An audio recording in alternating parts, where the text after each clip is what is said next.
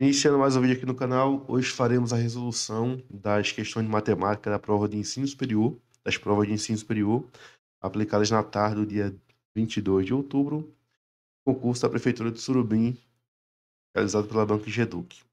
Questão 72. A moda é sempre igual à mediana. Não, falso, tá certo? Então, falso, se você souber o que é de fato moda e mediana, você vai ver que é falso. A moda é o valor que mais se repete, a mediana é o valor central. Então, pega, por exemplo, um conjunto. 2, 2, 3, 4, 5. Quem é a mediana? Esse conjunto está em ordem, então a mediana vai ser o 3. E quem é a moda? A moda é o 2. Então não é sempre igual, tá certo? Pode ser igual em algum caso, mas não é sempre. Questão 73. Mário investiu 10 mil em uma aplicação que rende juros compostos de 5% ao mês.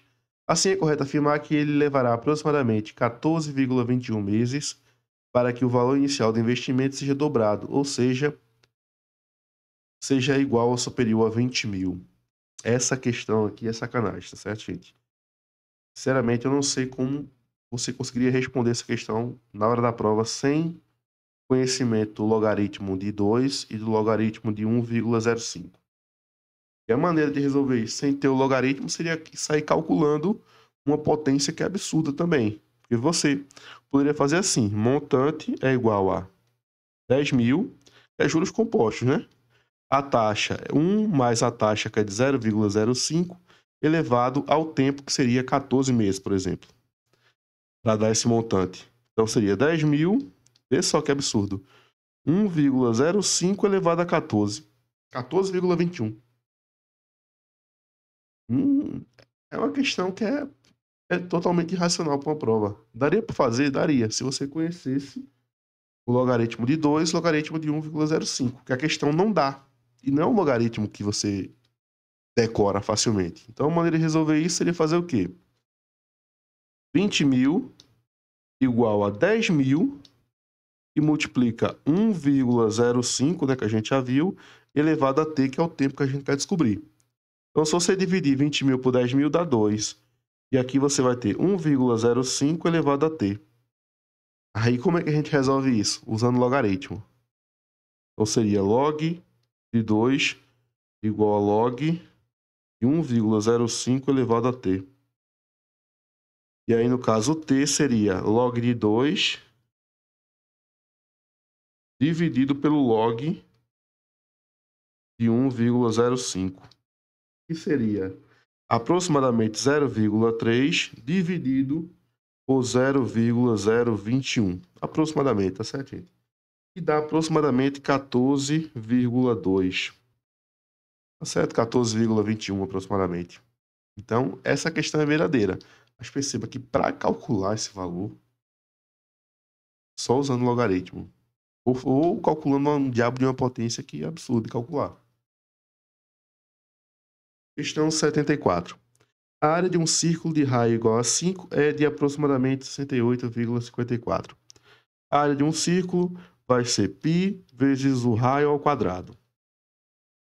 Então, π aproximadamente 3,14 e o raio é 5. 5 ao quadrado. 3,14 vezes 25. E multiplicando 3,14 por 25, isso dá aproximadamente 78,5 centímetros quadrados, o que é falso.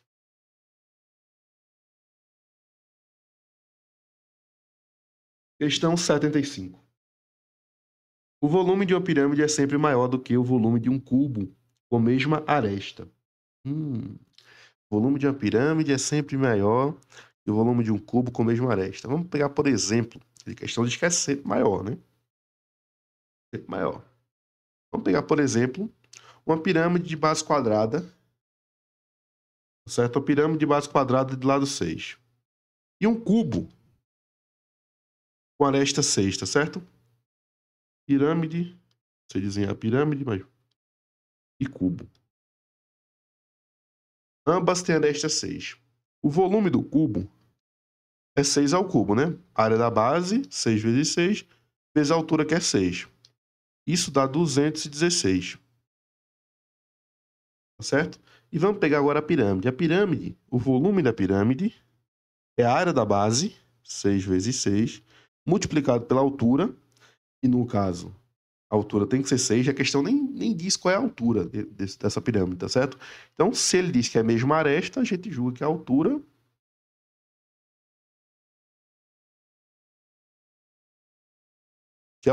é no máximo 6. Olha que nem daria 6, tá certo? Porque se você pensar que a aresta da pirâmide seria, entre aspas, a hipotenusa do triângulo retângulo, e a altura seria o cateto, a altura seria menor do que 6. Então, vamos colocar 6 dividido por 3. Isso aqui dá 72. Você lembra que tem que dividir por 3, né? A pirâmide, a área da base vezes a altura sobre 3. Então não é sempre igual. Falso. Sempre maior, né? Questão 76. Um objeto está à venda por 1.047. Seu preço é aumentado em 25%, mas em seguida é reduzido em 20%. Portanto, o preço final do objeto será 1.047. Vamos lá. 25% de 1.047. 25 sobre 100 vezes 1.047. Aí você vai multiplicar 25 vezes 1.047, que vai dar 26.175,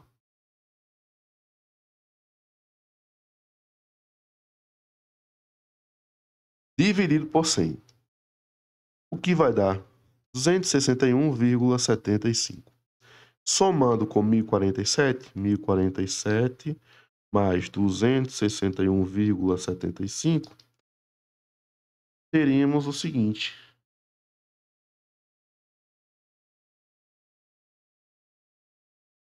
Teremos uma soma que é 1.308,75. E aqui em cima de 1.308,75, a gente vai dar um desconto de 20%. Dar um desconto de 20% é a mesma coisa que calcular 80% do valor do produto. Então vamos ser direto, tá certo? Calcular 80% de 1.308,75. Você calcular 20% é a mesma coisa de... Você dar um desconto de 20% é a mesma coisa que comprar um produto pagando 80% que ele custava. 80 vezes 1.308 vai dar 104.700. Dividido por 100, ó, perceba que aqui a gente vai ter 1.047, exatamente. Então, a questão ela é verdadeira. 84. Os juros compostos representam um regime de capitalização em que os juros são calculados apenas sobre o valor principal, ou seja, apenas sobre o capital. Falso. No regime de juros compostos, os juros incidem sobre o montante, que é a soma do capital mais os juros do período anterior, tá certo? É aquilo que a gente chama de juros sobre juros. -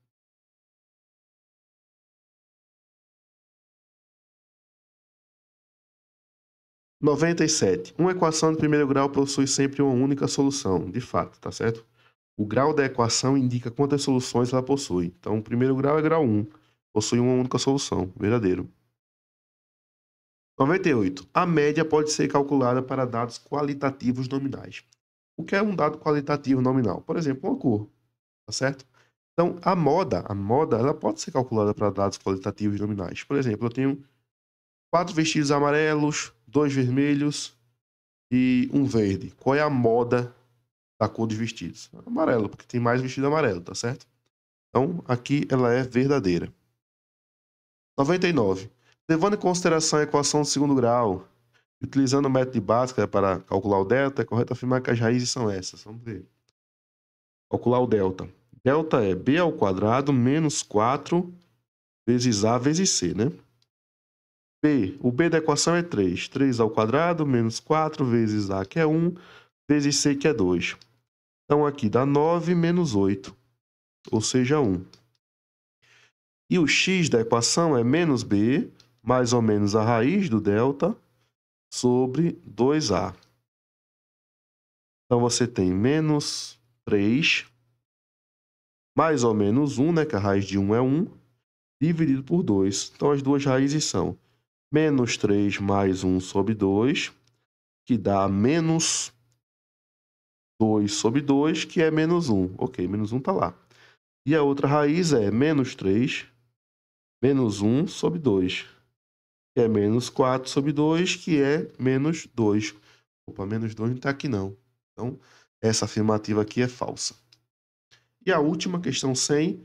Uma camisa custa R$ 80 e sofre um aumento de 20%. O novo valor da camisa, após o aumento, será de 96. Então, vamos usar a mesma estratégia que a gente usou antes.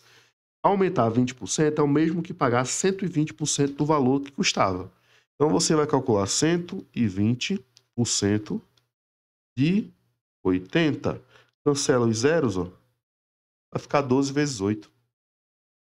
E 12 vezes 8 é exatamente 96. Então, a camisa vai custar 96. Verdadeiro.